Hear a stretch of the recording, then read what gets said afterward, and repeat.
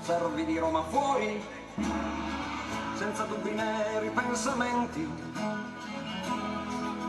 Padania bella e libera, guardavano.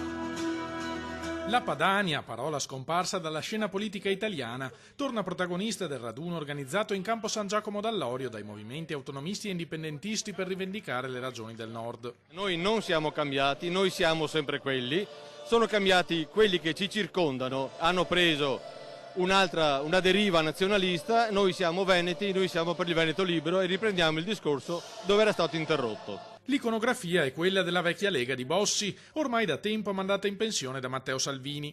Ma i fuoriusciti non si rassegnano alla svolta sovranista e nazionale e provano a rilanciare gli antichi cavalli di battaglia del Carroccio a partire dalla secessione. Se abbiamo giurato, è giusto che quel giuramento lo portiamo avanti, ma dobbiamo farlo per i nostri figli.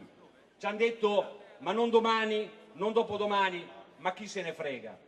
Per la Padania tutto il tempo che serve. La manifestazione si riallaccia idealmente alla Festa dei Popoli Padani, andata in scena ogni anno dal 96 al 2012 in Riva Sette Martiri. Io ho avuto la fortuna per 10 anni di presentare la Riva degli Schiavoni, quella che era la festa dei popoli del Nord.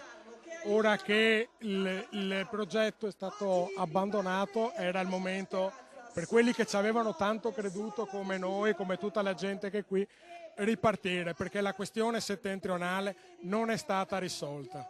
Caccia oltre il fiume il potere falso che ci spreme, sfonda il muro di onnipotenza che ci ha reso schiavi